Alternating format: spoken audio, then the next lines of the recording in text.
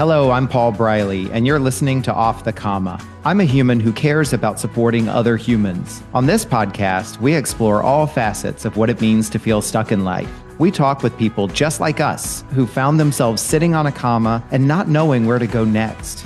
We'll unpack the experience with them, where they've been stuck, what it feels like, what they experienced, and what they learned. My goal is to inspire you by seeing yourself in others. I believe that when we feel more connected and seen, magic can happen. And remember, if you find yourself sitting on a comma in your life, you can also talk to me without a microphone. To explore coaching with me and getting off the comma in your own life, check out my information and book a call with me at offthecomma.com. And I'm also doing something different. I'm curating my own sponsor community, local businesses and professionals who I handpick and who align with our vision here. Be sure to check them out, learn more about them on my website and my YouTube channel. In the meantime, let's get into this week's conversation.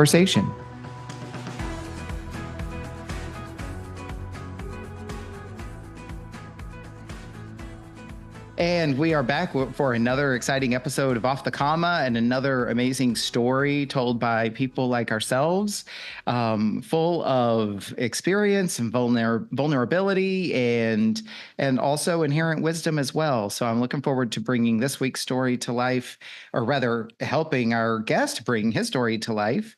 And also, I'm particularly excited about this week because not only do I get to meet someone new, and Richard and I haven't really met before, we're going to get to know each other through the telling of his story today.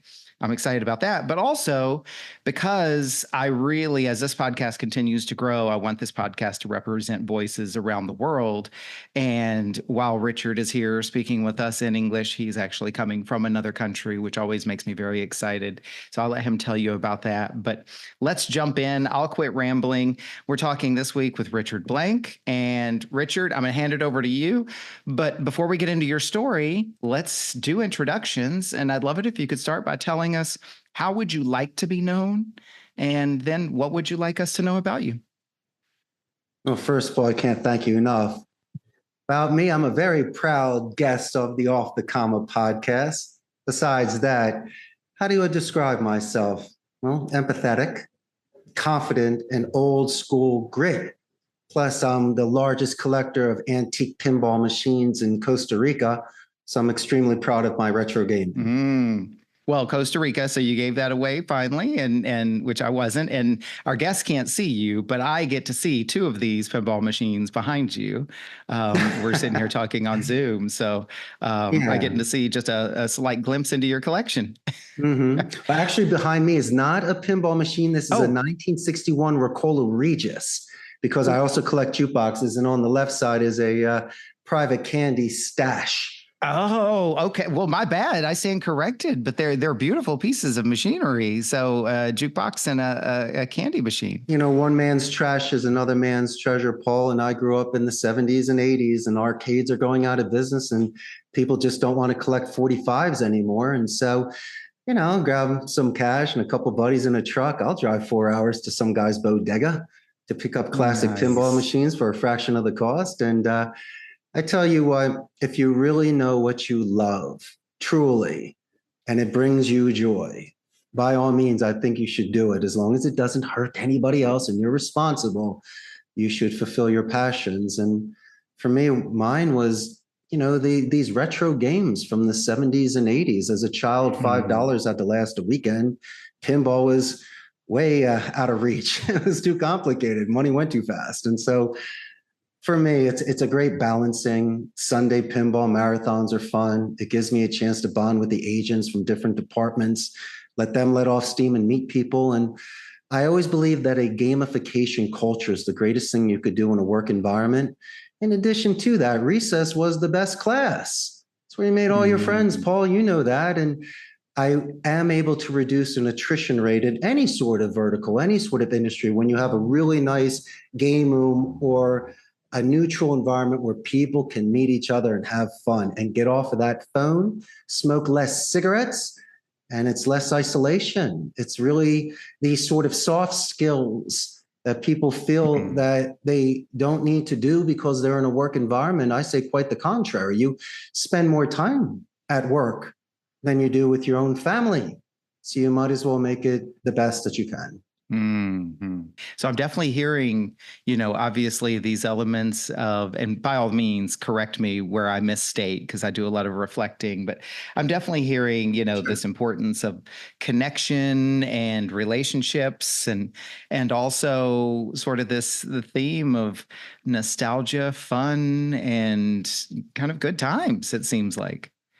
I just want to be happy and I don't want you to quit. And Mm-hmm. if I try to compare myself to the Titans here, Amazon, HP, Intel, and Oracle, they're going to crush me. It's like a senior football player going against me. You got to be kidding. But what can I do? I can be extremely selective of those that come into the center. And as I say, when they see this environment, it maybe sheds some light and breaks some barriers. Instead of being a non-approachable CEO or someone that never talks to them and is intimidating, they see me as someone that's very inviting. Mm-hmm. And I've had people tell me that the reason that they stayed was how they feel, not what the words that I say to them. And so, but yes, my friend, I mean, I have the leverage and the luxury to do whatever I'd like to do in this environment. And I know that some people like to have very uncomfortable furniture, bad lighting, and they think that fear is what gets people motivated. I can make arguments for all of those because I've been in those cubicles, I've made those phone calls, I've had long days. And I do know that if you give someone the proper nurture, you'll get the best out of them. You might even crack some codes. Paul, you might be the coach that they never had, the teacher that didn't inspire them, or even the best friends that called the balls and the strikes. So if I can do all of those things, I might be able to make somebody more self-confident, self-reliant, and get them to master this level so they can go on to other levels. And it's just paying it forward, my friend. I realize some of the best advice I got along my way. And it wasn't the school of hard knocks. Sometimes it was just go, Richard, go. Yeah. And that's all I needed that day to be the best. I'm really looking forward to seeing how this continues to show up and repeat itself in your story here in a moment. But I also We're starting strong, right? Yeah, no, because what I also want to acknowledge is that, the focus of your descriptions so far have really been on others and, possibility for others, empowering others, lifting others up. So it sounds like there's definitely, a theme in there of being focused on what you can do for other people as well. Of course. Richard, before we get into the 5 questions here in a minute and we start to unpack your story, one of the things I like to do with every guest is as you think ahead to the next 40 minutes or so that we'll be talking and the story that you're going to be sharing with us, what would be your intention for yourself for our time together? No, that you and I become better friends, that I'm entertaining, and I can crack that 30-minute mark where I'm interesting enough that you want to keep talking with me.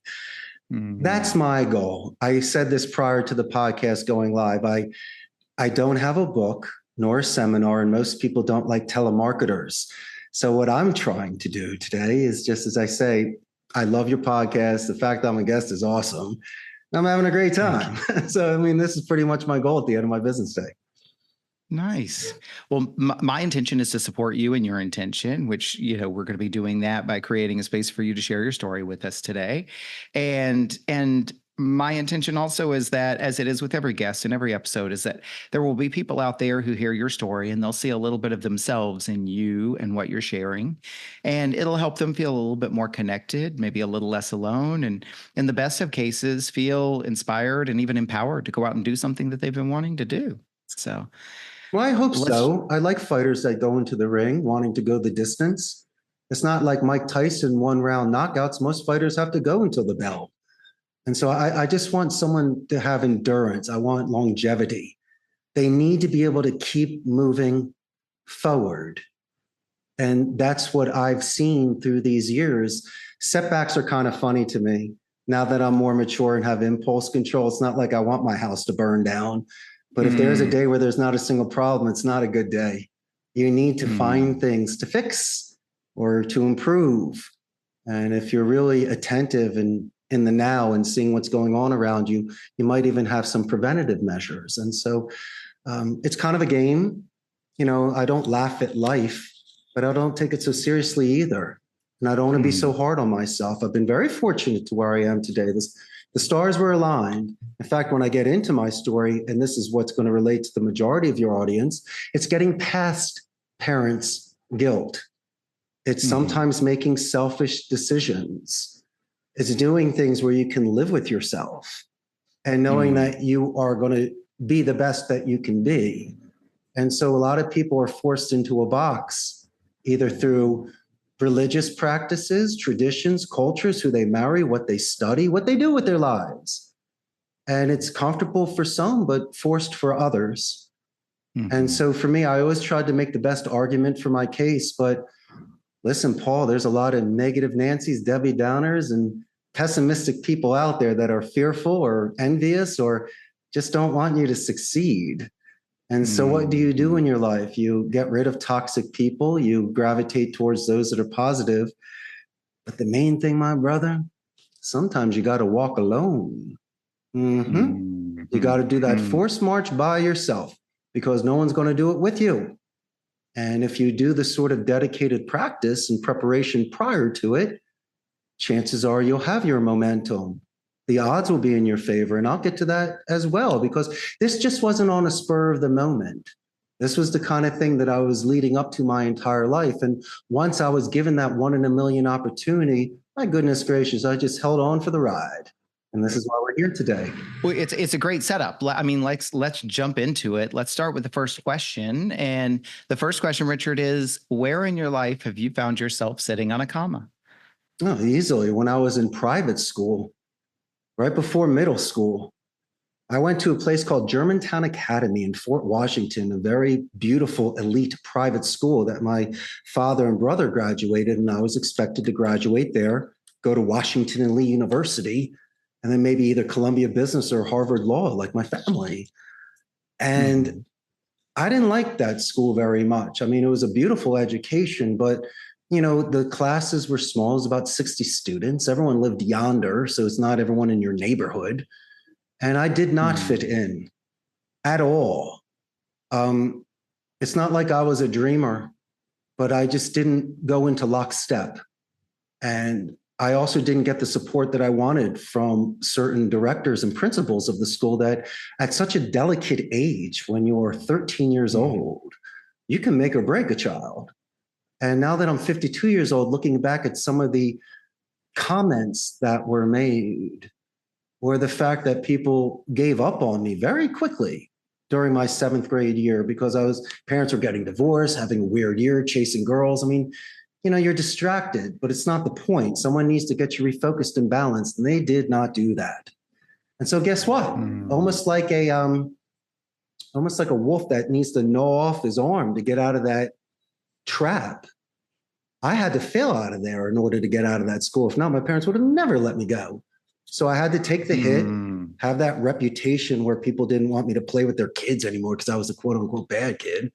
Okay, so be it. So then how do you see yourself? You see yourself as being the example of what not to be. So I'm on this comma. Now I could have taken the easy route and done some serious drugs and broke more windows and got into fist fights and failed out of more schools, right? And be that bad kid in Boys Town, you know, biting on a toothpick and trying to find fights. And I just didn't want to do that.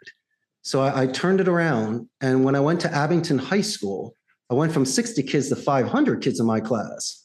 Everyone grew up together. They're all in the neighborhood. And so I finally got my act together. And I saw people that I admired that were my age because I had to size myself up in athletics and academics and socially. And not only did I gravitate towards that, but obviously the soil and the sun helped me grow.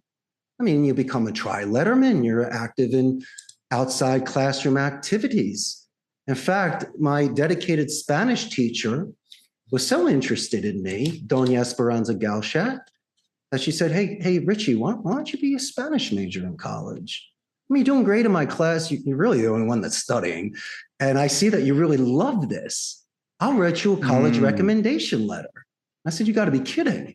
And I also got one from the late principal, Norman Schmidt. And I was not a good student. It was just I was so loyal to my school. And I really tried to raise money and do things.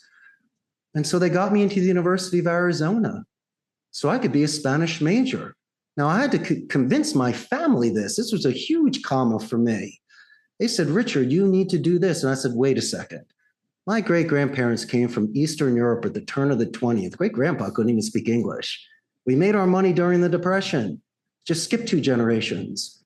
Why would you take a fire out of somebody? You see that I'm doing above and beyond school. Just because you can't speak Spanish doesn't mean that I can't earn a living from it. I can be versatile. None of my friends can do it. I can read contracts, speak to a doctor and attorney, and get out of a burning building if I can read the instructions.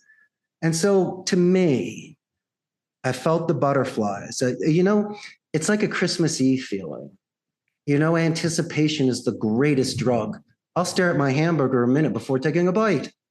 And so at 18 years old, I knew that this sort of dedicated decision that I was making was going to be a gift that kept on giving the rest of my life. And I had to fight for it. And I did. But not only that, I was also financially responsible. Arizona in-state tuition was nothing compared to other schools. And so, once again. And so that was a huge comma for me, because when I was 13 years old at Germantown Academy, I'm like, oh my God, where am I going with my life? And then all of a sudden, when I got kicked out and went to Abington, I said, wait a second, I just shed some skin. It's sunny today. I think I have a future. Yeah. And it opened my eyes to not making selfish decisions, but I think decisions that were the best for me long term, where Richard would be the happiest, where I would shine. And I know that at the end of the day, Paul, I could look at myself in the mirror, because that's one of the worst things you could do, is to not respect yourself enough to make a bed, hit the gym, eat well, or even look at yourself or love yourself. And it's not that I didn't love myself during that year. I was told not to love myself. And I'm not going to use profanity, but you know what I was going to say to those people now. Not cool. Not cool at all. Right. And so thinking that way at such a young age, looking back at it now, I am exceptionally proud of myself for being bold and brave and putting my foot down and having, a strong back, because I knew I was going to be carrying a lot of weight. And so that, my friend, was undoubtedly one of the biggest crossroads of my entire life. And when I was feeling the lowest and the most vulnerable is when I felt incredibly powerful, because I know, listen, it can't get any worse. I'm already in big trouble. I might as well lay it out there and see what happens. And thankfully, I did the right things and made the right decisions, but it took a while. It wasn't like a light switch where it just flicks. You have to get out of bed. You got to start having first downs compared to touchdowns. You need to move slowly again after you've been beat up, so you can not fall into the same traps a second time. I'd love to jump in on this for a moment, if I may, and just kind of reflect some things back to you. Again, correct me where I'm off base on any of these things, but and we're going to continue with the second question, which is going to give you a chance to go even deeper for us. But I just have to acknowledge, like, we get a lot of stories on here about folks. What I'm kind of hearing is this whole, like, defying others' expectations in order to find what's true and right for oneself, right? And so this, on the one hand, it's like, oh, this kind of fits in that category, but there's no such thing as categories when it comes to all of these really personal stories. But I'm getting something myself from your story that's even your own unique, experience with this, which is, growing up in the expectations of a family. This is how we do things. This is how you'll do things. Being able to recognize that it doesn't fit for you, even though you kind of had to wear it uncomfortably for a while. And then eventually finding your own way, as you described, finding the place that fits so much that you feel it within your body. You felt giddy and excited. But I've never had anybody describe failing their way to fail out to get out, or failing their way to freedom was kind of the words that came up in my mind. There was some intentionality in that, it seems. It's equivalent to a burn in the gym. You got to do those extra 3 or 4 reps to get the burn. That's where you grow the muscle. You're tired at the end of the day because you put in a full day. So I don't know. It's the kind of thing, when it really hit me, when I started improving in my grammar, and advancing my vocabulary, because Spanish is all the world's a stage. It's a luxury that I have. It's not just I can go grab an instrument, I need Wi-Fi, electricity, and have to go somewhere for a seminar. No, all day, every day. And so when I was with my parents and we were at a Mexican restaurant or on vacation, and they saw me speak Spanish, and it's not what they saw because they thought it was a cute parlor trick and would tap me on the head and think it was cute. But now, when I was speaking to the Latinos, and they gave me such incredible positive reinforcement that was outside of my family's bubble.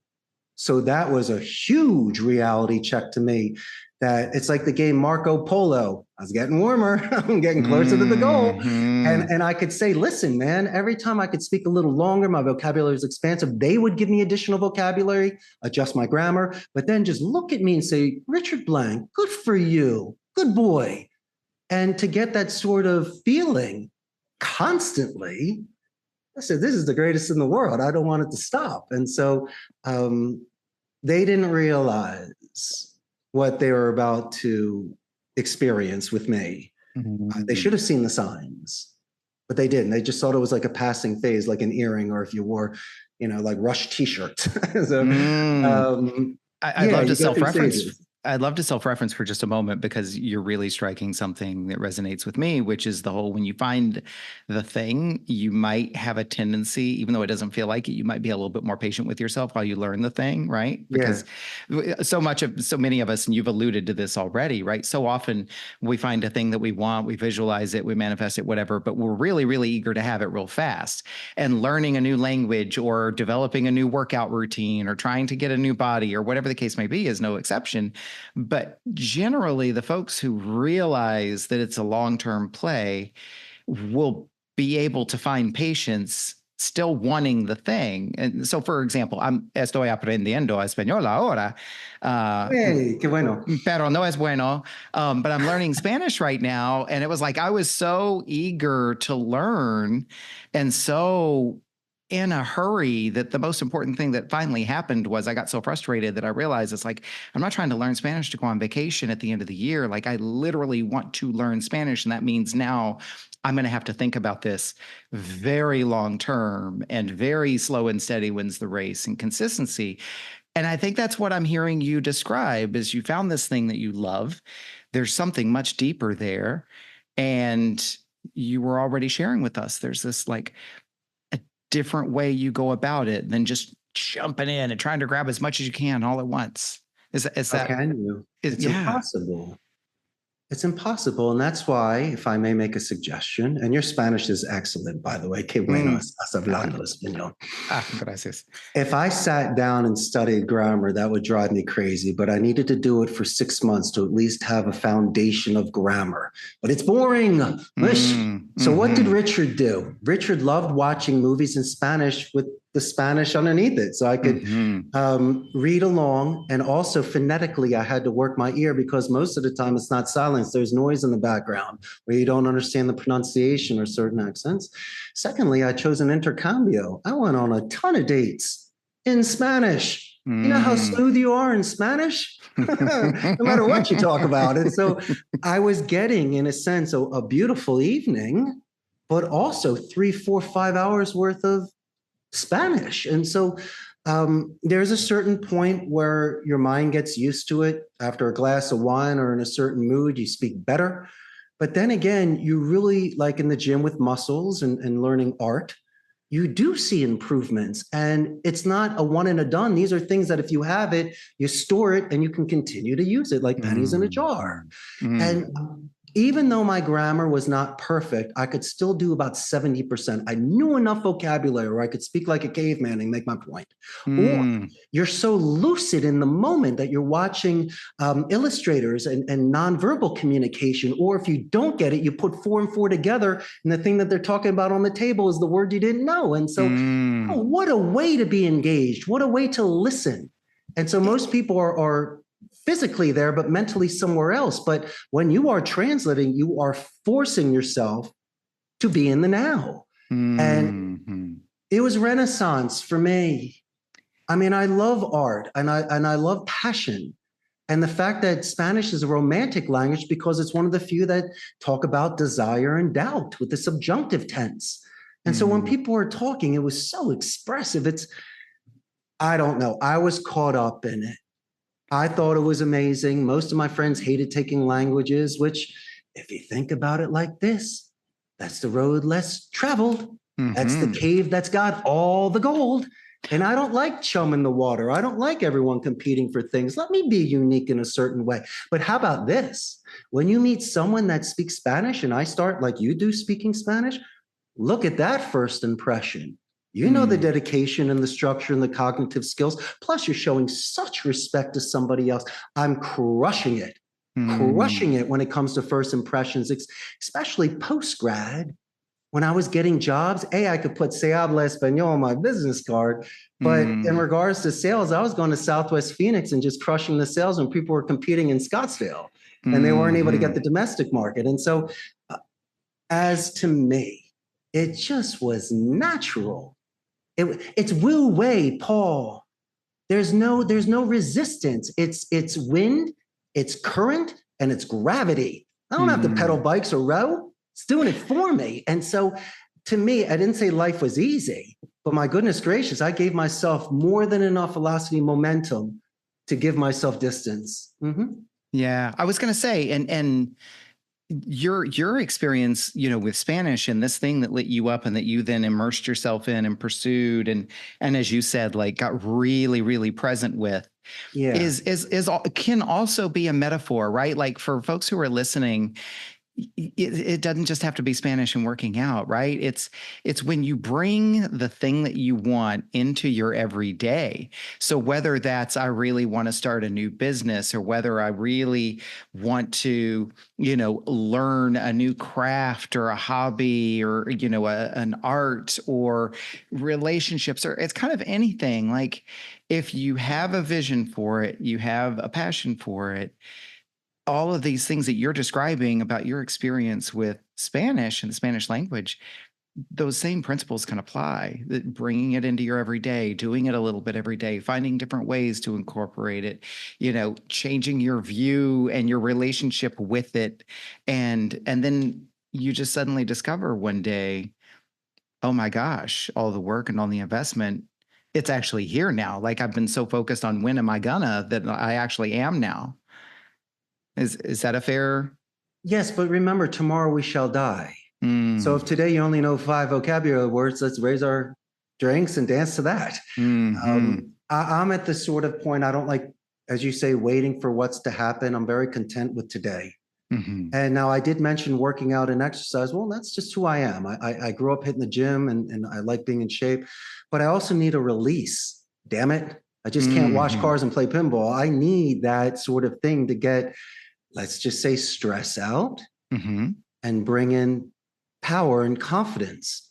And Plus, something that there's challenges nothing you, I believe I'm hearing you say, right? Something that's a individual challenge. challenges. Yes, of course. And a lot of the stuff I'm mentioning are individual efforts. It's, if you and I got to play rock and roll together, the band's got a show. But mostly what I am mentioning are things you do not need somebody, so you do not need an excuse. And also remove the weight of the naysayer. Because just because Billy's not going to the doesn't mean you can't.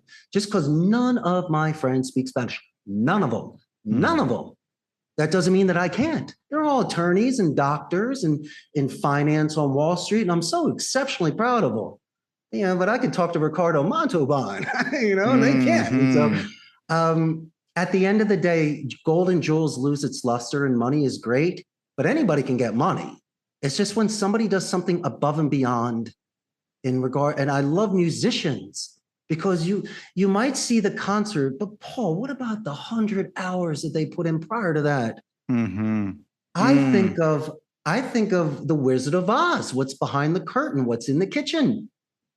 I want to know what got you there on those rainy Wednesday mornings. You don't want to get out of bed, or it's the late night, or the client that yells at you, or nice. It's what it is to me too. I always believe that when there's no surprises, Paul, good, bad, or ugly, I will call you. I'll let you know Joey quit, but I also have a solution. Okay. I'm in a call center industry. There's attrition. And in the beginning, I was a little hesitant for it. I always did it, but you got certain flinching reactions.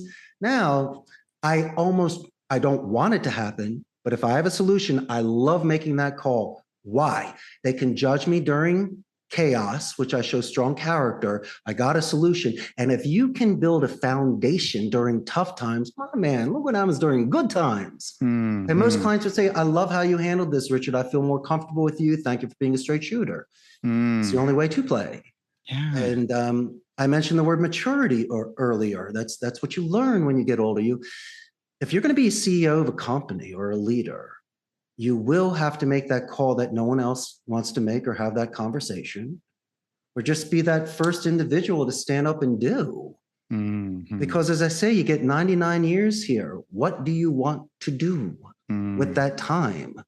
And when you look back at it, the worst thing to do is to regret not doing something. I'd rather have someone turn me down for a dance than me never asking someone to dance. What a waste. What a waste of life.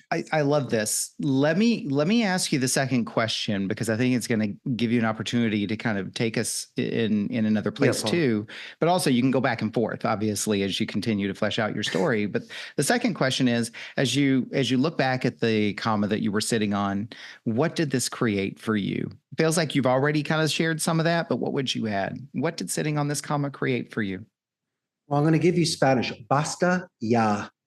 Enough already. Enough already.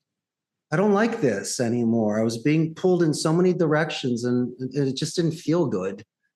And so, as I mentioned before, I'm not going to be such a rebel maverick where I'm going to quit school and try to do something. No, I didn't do that. And I know that when you're young, your parents give you certain directions because you're young. You don't know any better.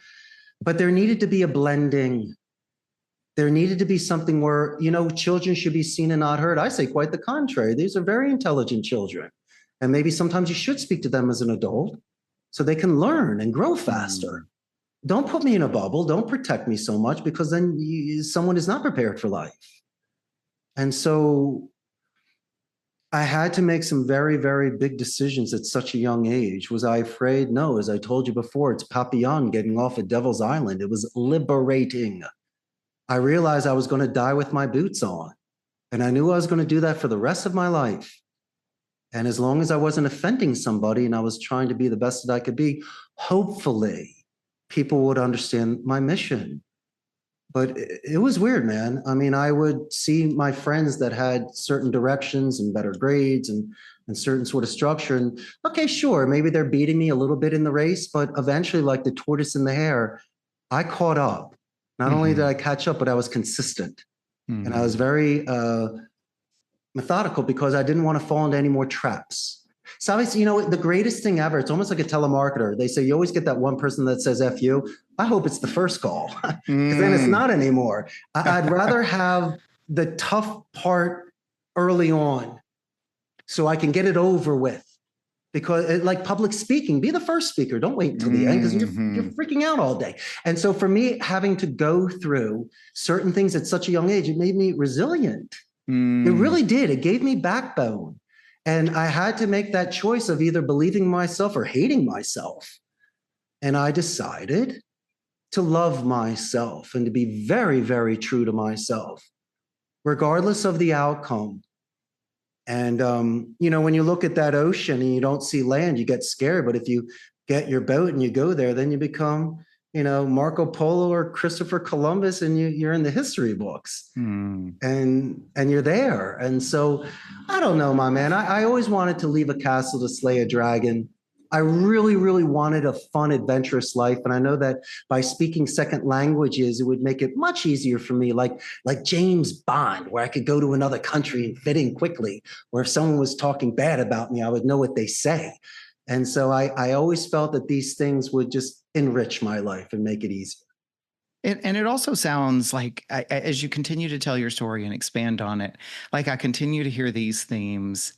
You really are going your own way, because, like, for example, you said something earlier, you were talking about your friends who had all gone a certain way and so forth. And a lot of people talk about the experience. I've certainly had it, the comparison trap, where it's like, how do I measure up against them? And yet the same example, the same situation, you're seeing it, you're kind of asking yourself, but you're kind of okay with it, because you're definitely like, charting your own course, you're going your own direction. It seems like, obviously in the telling of the story, you're simplifying it, but I'm sure in the living of the experience, there were a lot of challenges. And so it sounds like despite those challenges, there was always a pull. There was always a pull in a different direction, your own direction. Absolutely. All my friends have a lot more money than me, but they're miserable. That Saturday golf game, they just hate. They hate that Lexus. They hate the private. You know what they say to me privately? It's not like they don't want to do my exact adventure, but they all tell me at the reunions or when we speak, Richard, I wish that I did, or I wish that I tried. You know, I got a great life, everything's in place, but once again, it was you know what it was? A plug and play. Yeah, plug and play life. It's great in the beginning. I mean, it's comfy, but then after a while, you start looking out the window and you see other people doing things, and it concerns you because you not like you feel like you're missing out, just that you might be wasting time. Yeah. Well, that's a great springboard into the second or the third question, I should say, actually.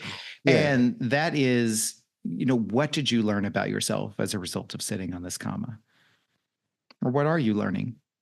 Well, a lot of it was my own mistakes. I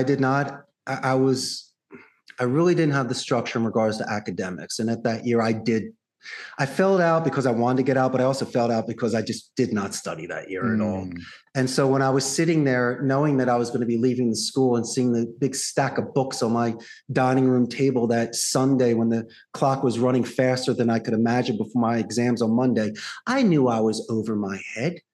And this was maybe the first time in my life I realized I'm going to be in a lot of trouble. And this is not funny or cute, and I can't talk my way out of this. This is serious. When you get into certain years of school, it becomes a lot more difficult, a lot more challenging. And when you leave lower school and go into middle school, you got to start reading more, and do things. And so I used to just get by on the fly. And so I did not like how I felt about myself. I was extremely disappointed that day. And so I said, listen, if I'm going to fail at something, at least let me not give it the college try, but if that's the best I can do, that's the best thing I can do. I was not doing the best I could do that. And I vowed to myself to not ever put myself in that sort of situation again. It was weird. It was long days, and you didn't know how to handle it because you're so young, and you don't have a husband or a wife to assist you. A lot of your friends are worrying about their own stuff, and your parents are yelling at you. So what do you do in 1985? You don't have the internet to go look up things, and you're kind of stuck. So being on that comma, let's say the comma was a hot plate, it was starting to burn the butt. So I just wanted to get up and do something with my life. I just don't want to burn, like the frog in the hot water sort of thing. And it's just, but as I mentioned before, I grew up really, really fast during those years. I think I lost a portion of my innocence.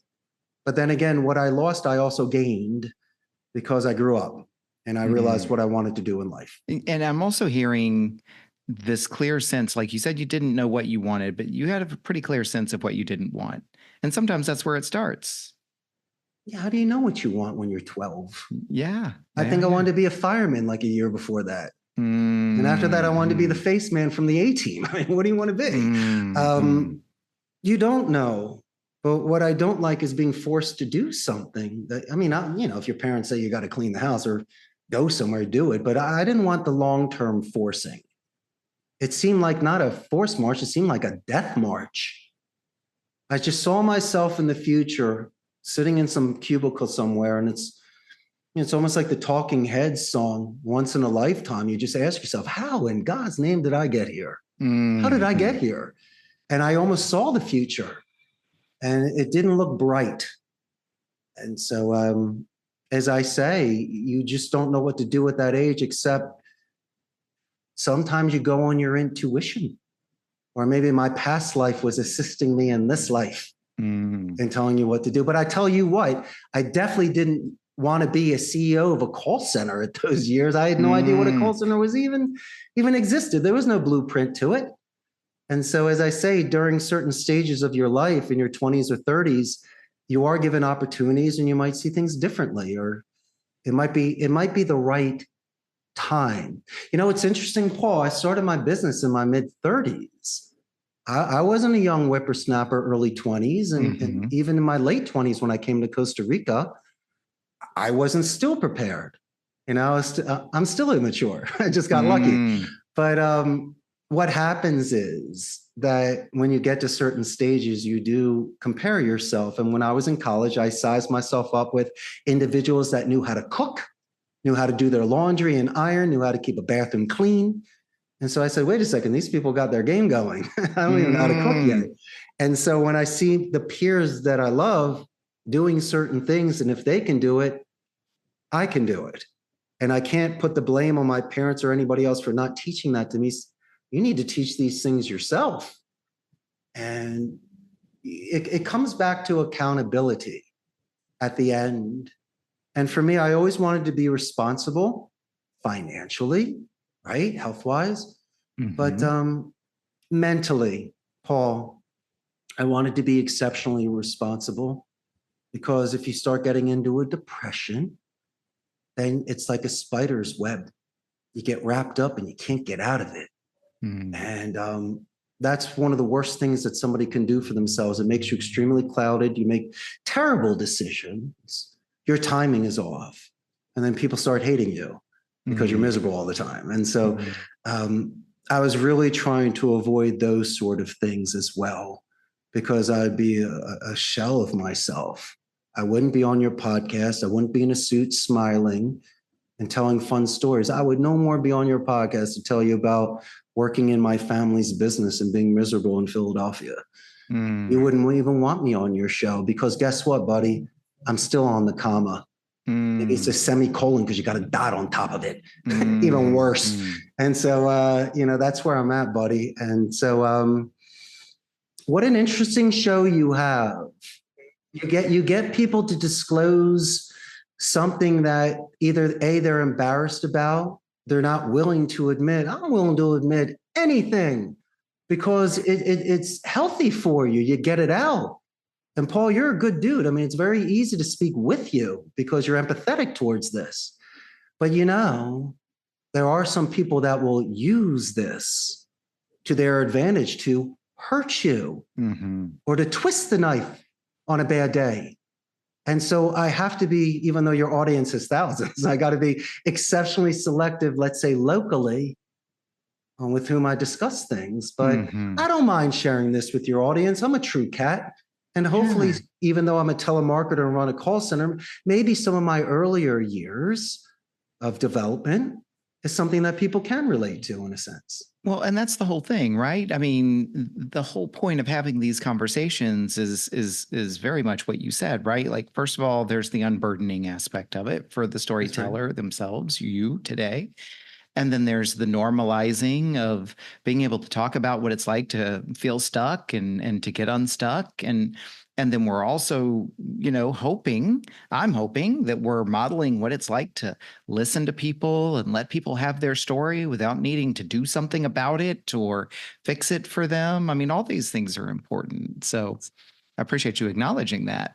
And I want to ask this fourth question because Listen, I think you seem like, in everything that you've shared, very optimistic and aspirational person. And so the fourth question is, what has changed for you as a result of sitting on this comma? Because I'm really curious to see, and what was the outcome of all of these things that you've so bravely shared with us? I guess my destiny. There's no way I would have gotten here if I didn't start what I did back in the day. Not a chance. Mm. Married the girl of my dreams, even the company. Mm. And so this seed that I had planted back in 85, look at it now. And also when certain opportunities were given to me, I was ready. My goodness, post grad, my jobs in Spanish. I worked for the importers of Corona. I got that job in a heartbeat. And then at Mm. 27 years old, a buddy of mine said, Richie, come to Costa Rica for a couple months and teach English in my calls. Well, I came down. 2 months turned into 4 years. I wanted to stay. I learned the business from the inside out, put all of my stuff in storage, just sent it down a couple of years ago. But Mm. I saw it and I got excited for it. And I saw individuals in Costa Rica making these bilingual phone calls, converting calls. They were upselling, and it was amazing. And it was young. Everyone was in their mid-20s. It was like college. Everyone was fun. And I also knew this, that at 27, you got Janice and Jimmy and Jim and Kurt Cobain and Amy Winehouse. That's an interesting year, 27 years old. And so for me, it was the same thing. It's, live or die. And when I was there, I said, Richard Blank, if you do not take advantage of this, you will regret this for the rest of your life. Yeah, but your parents want you to come back, start working in the real estate company. Okay, well, guess what? I'm already here. I'm not leaving. And my friend wanted me to stay, and I was making enough money to live very well here. Why would I let it go? Yeah. And as I mentioned, that was like my graduate school. I learned the call center industry minus C-level. I learned retention, onboarding, customer support and sales, human resources and training. I would have never gotten that anywhere if my buddy didn't give me that experience. And then I parlayed that into finally starting my company back in 2008. And so my good friends listening to this podcast, please, if you see a job that might pay you $1 less, but you get tons of experience, in the future, you're going to make that money back tenfold. That was the greatest investment I ever made, was working in my friend's call center. And I think there's also something else to acknowledge here. And you tell me if I'm wrong, Richard, but like I'm sitting here I'm constantly mentally looking at the arc of your story. And I'm like, I think what it feels like for me, or at least what I'm going to take from it, is there's also this element of trusting your gut, because all the way back at 12, 13, in your school years and beyond, when you were like, I don't want this, but I am interested in that. And the more I walked into that, the more excited I got. Like there was this gut thing guiding you, and you trusted that. And you couldn't have predicted then. You said it yourself. You couldn't have predicted you'd end up owning a call center in Costa Rica. No. But you trusted your gut. And in trusting your gut, that ultimately led you along the path. Like it probably did feel like surprises along the way, right? Like, oh, I get this call out of the blue, come down and help me teach English and so forth. But that wouldn't have happened had you not trusted your gut in the beginning. And then you were trusting your gut all along the way. So not to go out there and say that everybody's intuitive and everybody should always listen to their gut. Like if you get a gut feeling, I definitely believe in listening to that. But I mean, is that a fair summarizing of your arc? Let me combo the gut with the sign. I also got signs. Like, as I mentioned, the positive reinforcement, or the fact that Spanish became easier for me, the job opportunities, the fact that none of my friends could do it, which made me unique. Looking back at it, there were crystal clear signs that were right in front of me, like a neon light, like an old school marquee. And did I see it then? No, but it's almost like the bat that can fly without sight. Just because I couldn't see, my other senses kicked in big time.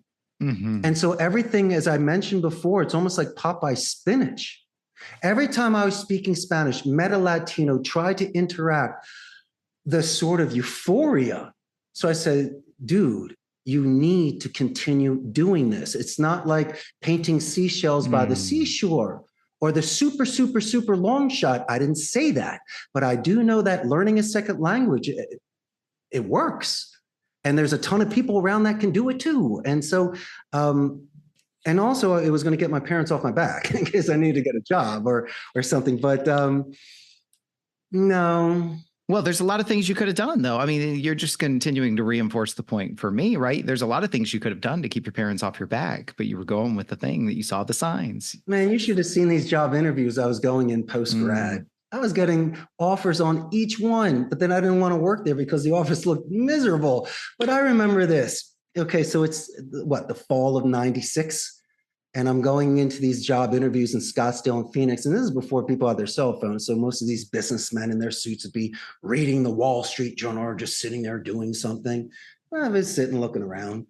And then I would go into my interview and they'd ask me to sit down and I'd say, okay. And then after a minute, I go, hey, Paul, do you mind if I stand for a minute? They're like, stand? Yeah, because I want to move around a little bit. Why am I moving around? Because if I'm looking at you, I'm not looking what's behind me. What do you mean? Just like you said earlier, I would stand up, I'd walk around the room. Yeah, I'd see the golf trophy. I'd see you and your kids in Mexico. I know you love your cat.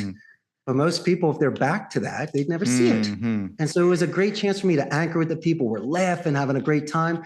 And then I would walk out of the room, these 6 guys sitting in the reception, or I'd look at each one of them, do the wink and the fake gunshot. I go, good luck, boys. Try to beat that and really ice them out, because there's no way they're going to have that sort of meeting with these people. And I would always get these job offers. And in a good way, I would say it wasn't the right environment for me. I would definitely get back in touch. Why? Because I need that synergy. I just can't be the only candle in the darkness. I mean, I'd like to be productive, but if I look around a room and I see people miserable, or you could feel it in the air, that would suck the life out of you. And, of course they want a Division I starting quarterback, but man, I can't hit the ball and carry your office. It just doesn't work that way. I could see that it wasn't the right fit. And then when I found an environment where I saw people chipper and spring in their step and proactive, then I realized that I'm meeting people equal or even better than me, which is going to get me to a different level. And so that's why I chose certain jobs as well, not through desperation. I had the leverage. They definitely wanted to hire me. And so I walked in with that, knowing that I could contribute, that I would be an asset to this environment. And I'm not going to kiss anyone's butt. That's the worst thing to ever do. And it doesn't last. And you lose the respect of your coworkers on things like that. I always believed in merit. It might take me a little bit longer to get my metrics where they need to be. But once I catch my groove, I'm going to probably be one of the top salespeople in your office, not because I'm bilingual, because of the consistency. I'm the golden boy. I'm guaranteed. I will show up at the office early. I'm not going to necessarily stay late unless I'm on a phone call or closing a deal. But I tell you what, being an owner of a company, and when I show up sometimes early in the morning for certain meetings, and I see a kid that's a half an hour before his shift, or the ones, that's Mr. Reliable. That's my boy. And he didn't know I was showing up today, but this is a soldier that showed up at the ready, at the ready. And so when it comes to me to have to choose a supervisor or a promotion, I'm not doing on someone that's been with me for 10 years, or I go on the one that the other individuals will respect, not me, them. That's the most important. And I'll ask around what they think about the top dog. And listen, if you remember Dennis Rodman, I have some people here that can rip it up, but they're not the best leaders. Not saying Dennis wasn't. He was a rebound king and the man. But sometimes there are people that, shake things up a little bit on a team. Or how about this? Right bus, right seat. The last thing I want to do is pull someone off the phone to manage people or make them miserable with coffee breath, compared to having them on the phone, ripping it, making money, and sitting people next to them for shadowing and for onboarding. And so I know what to do. I know I don't want to squeeze somebody out. And I always ask people's opinions before making a final decision, because I might be off. And so those are the sort of things that have assisted me in making some of the best decisions at the company. So much more I'm sure we could learn and take from you. I want to kind of start to bring us to a close. And the 5th question is, Richard, what does getting off the comma look like for you? I'm going to give you a visual. Sunshine on my face, smile. Or like when grandma's making cookies, or when you walk into a house in the East Coast and it's freezing outside, but when you walk in, you see the fireplace going, a shiny car after you've washed it. You tell me. Each person needs to, as I mentioned before, release that weight. And thankfully, I did it at a very, very young age. You'll know it when it happens. Oh, and if you're capable of, it's like the image streaming theory, that once you're past 20 minutes of decompressed stimulation, your mind can wander. Long walks, long showers, plane car rides.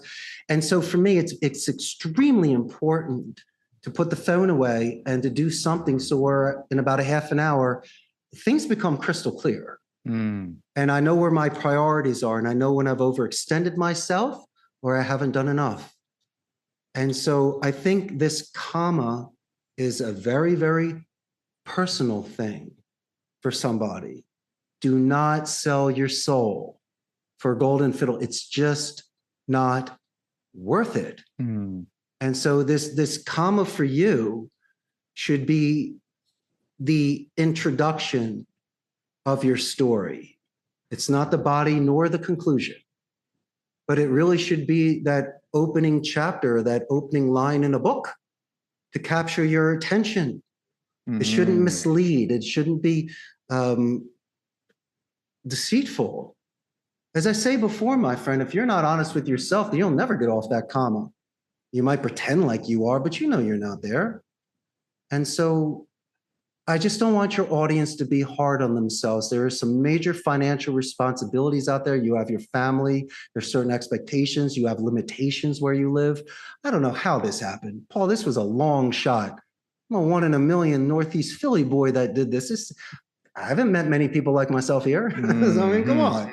And so, as I say before, you can take certain paths if it's right for you. But me, I had to create my own.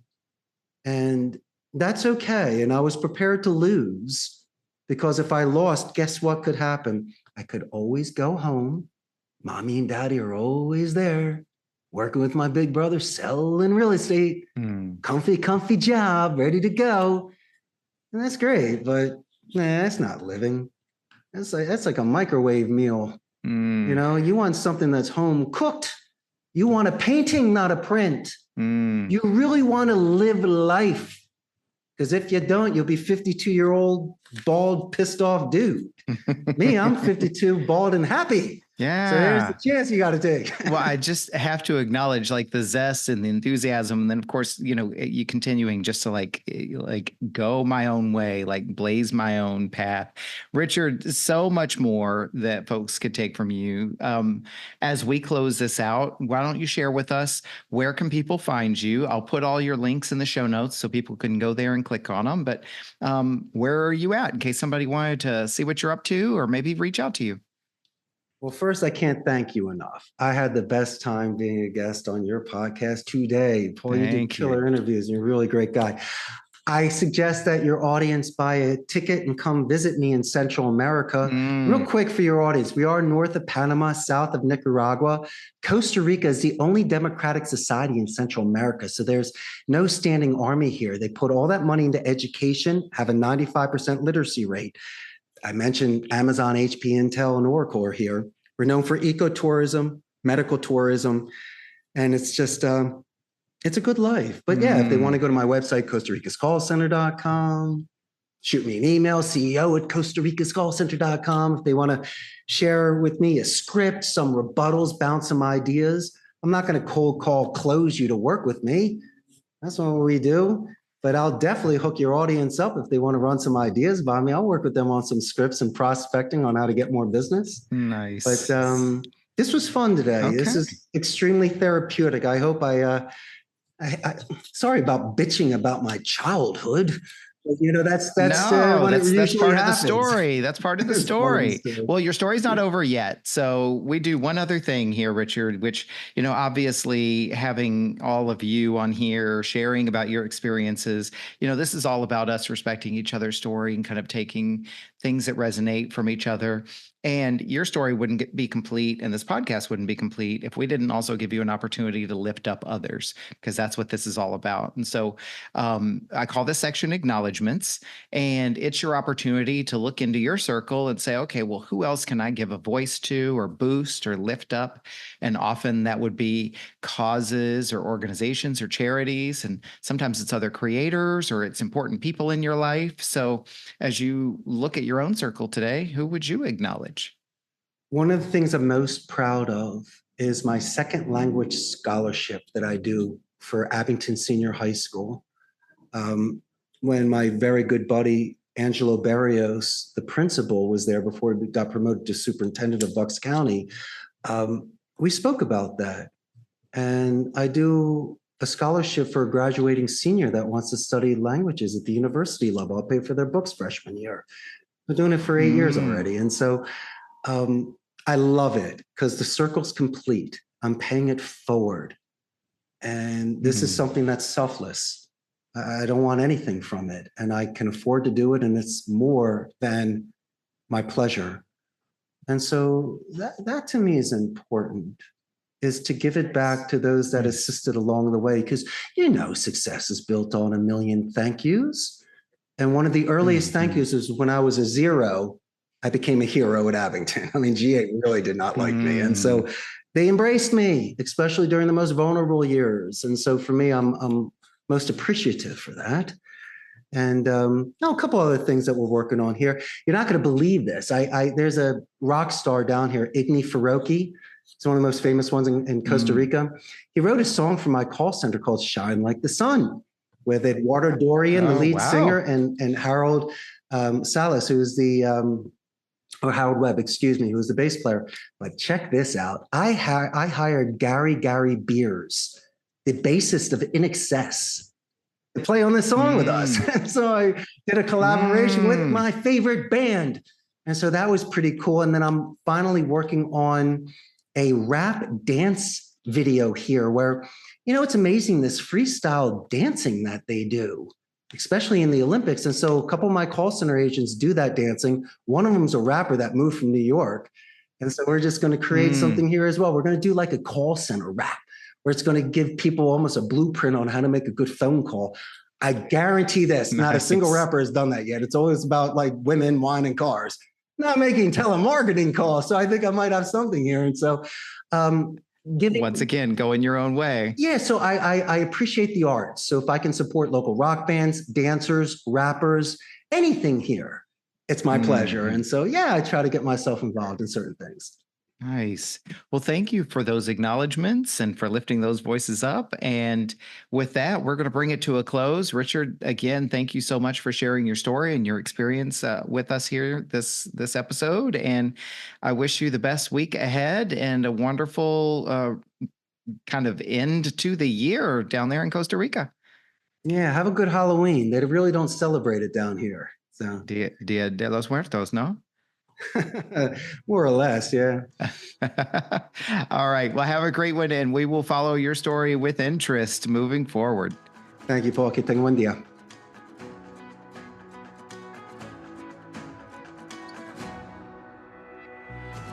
What an honor it is for me to witness these powerful stories. I hope you feel the same way too. Think about what you learned from this conversation. What stood out for you? What challenged you?